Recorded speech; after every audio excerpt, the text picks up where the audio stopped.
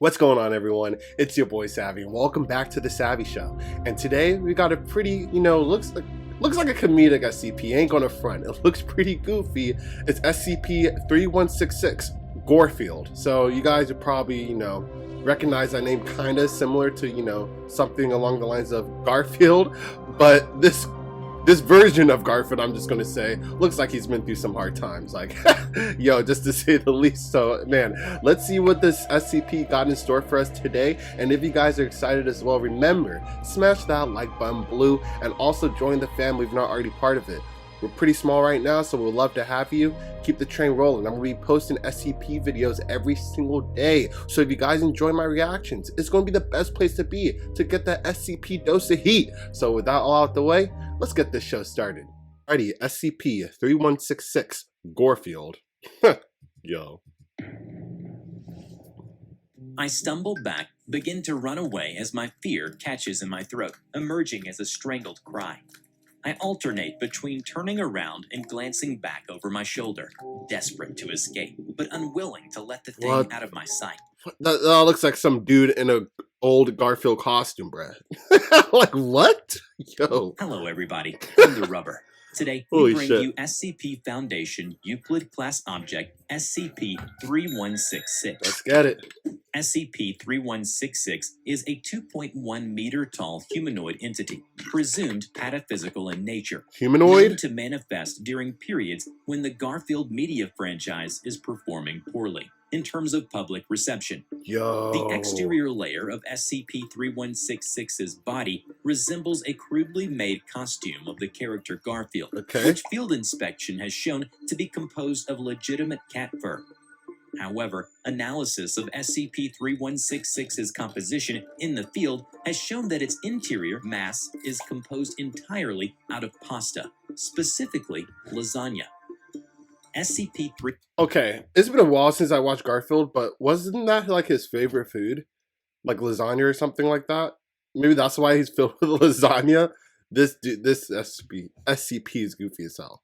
3166 will appear in the vicinity of a suitable individual, hereafter referred to as the target, and move towards their location.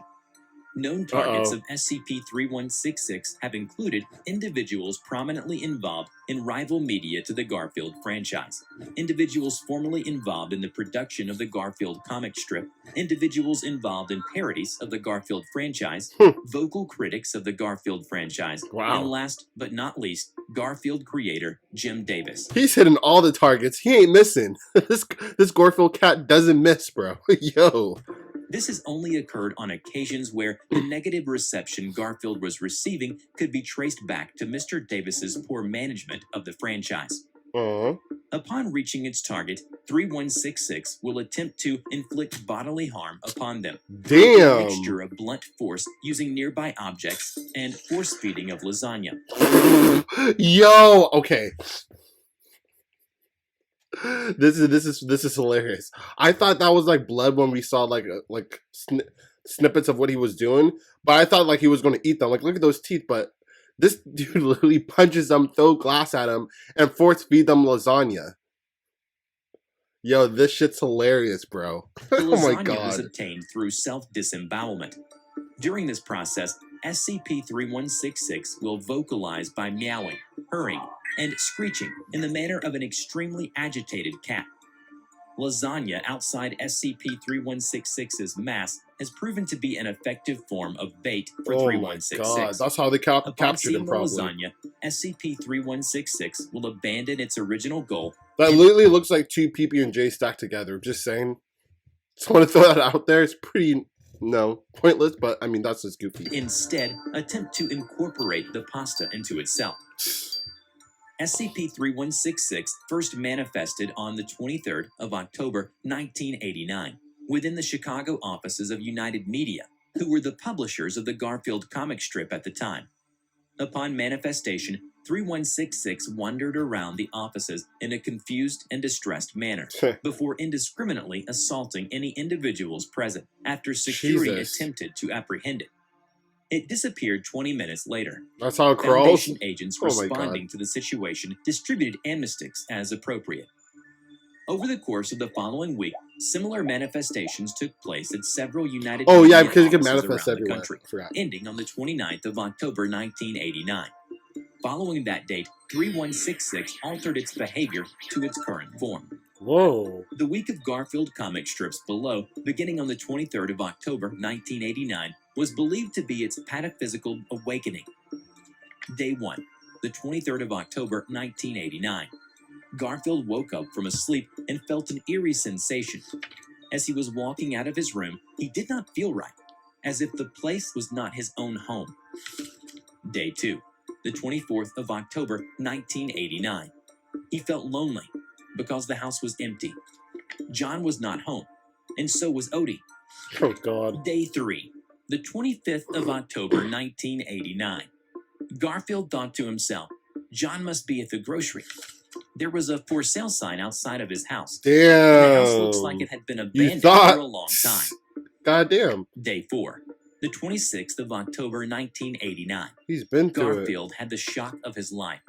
If the house had been abandoned for a long time, it means that he has not lived there for many years. Day 5, the 27th of October 1989. Garfield welcomed John and Odie, and they If it's brought them. him his food. However, this was entirely Garfield's imagination. Ah! Garfield grappled with his greatest Yo. fear, loneliness. Okay, I was right about this. He's been through some tough times. I just thought because he's, you know, that's just like his alternate version of Garfield, but like this is Garfield, but now it's called Gorefield.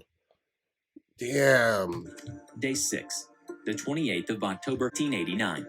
This strip started with a drawing of a horrified eye, and it wrote, after years of taking life for granted, Garfield is shaken by a horrifying vision of the inevitable process called time. Garfield cried out, I don't want to be alone. At the corner end of the comic strip wrote, an imagination is a powerful tool.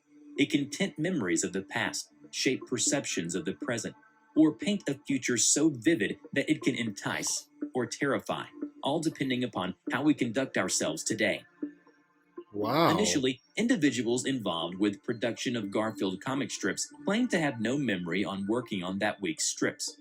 All researchers working on 3166 Containment are to familiarize themselves on this material. Sheesh. Using tissue samples taken by Agent Mueller. Okay, that's pretty cool. Like this SCP is a lot cooler than I thought it would be on surface level. It's kind of showing us like as like viewers, like Garfield, like his, you know, Odie, and I guess Odie's son that never came back, is kind of like representing the viewers that probably read the comic strips of Garfield back in the day. How, you know, they moved on, they got older, or they just got old, like a relic lost in time, and Garfield is that said relic. So it's interesting to see the side of him still being there, watching time go by, and him, you know, not being able to handle with the concept of time because he's a cartoon. It's interesting. I like it a lot. SCP-316's most recent manifestation, genetic analysis of the meat present within the lasagna, has shown it to be genetically identical to Garfield creator Jim Davis. The implications of this are currently unclear. Let me go back again. How identical to Mueller during SCP-3. All researchers working on 3166 Containment are to familiarize themselves on this material. Okay. Using tissue samples taken by Agent Mueller during SCP-316's most recent manifestation, genetic analysis of the meat present within the lasagna has shown it to be genetically identical to Garfield creator Jim Davis. The meat in the lasagna is Jim Davis, the creator.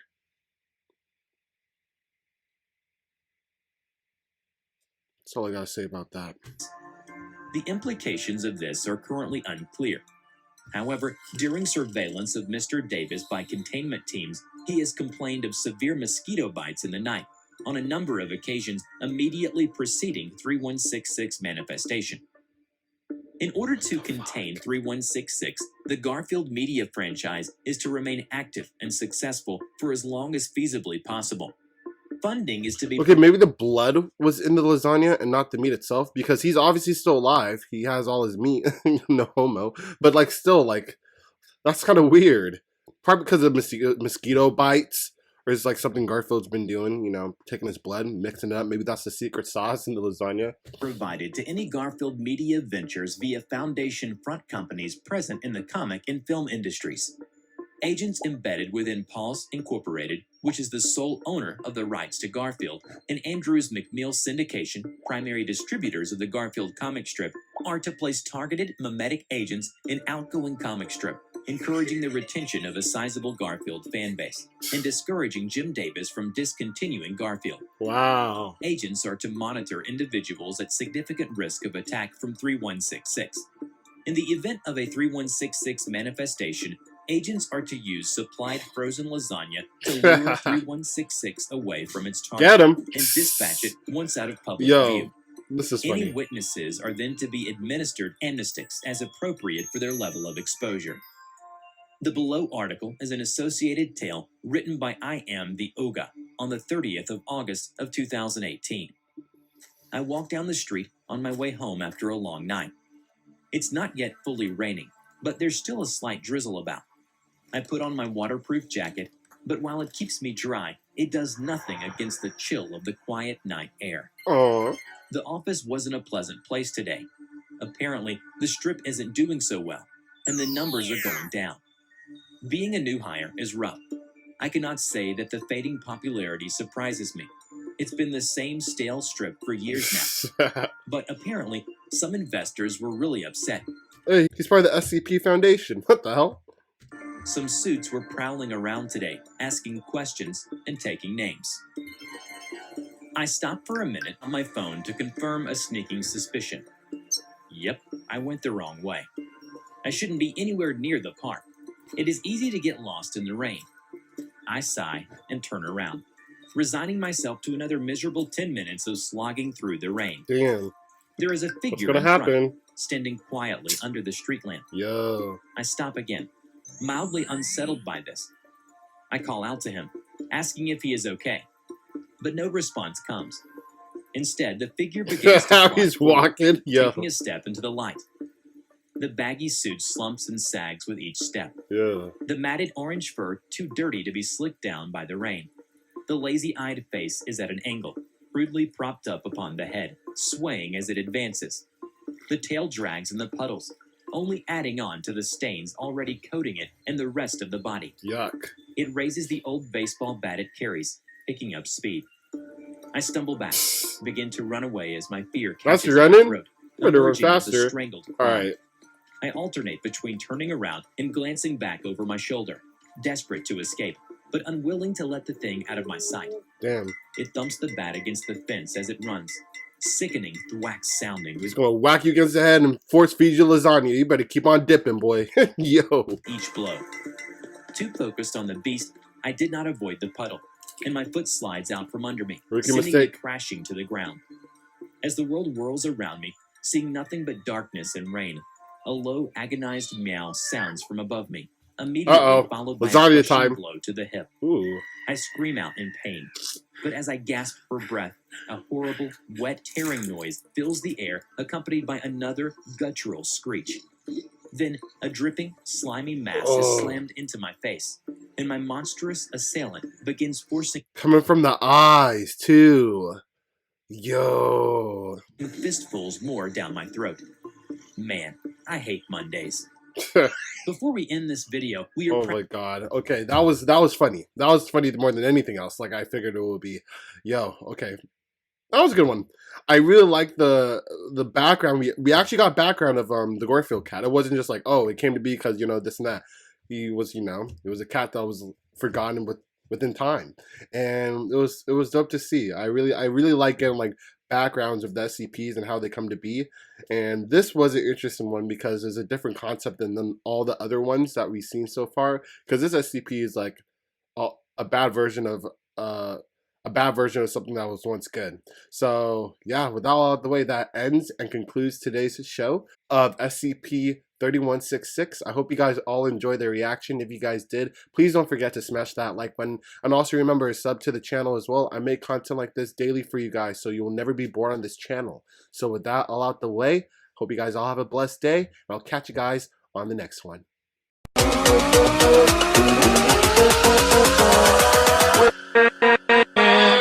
with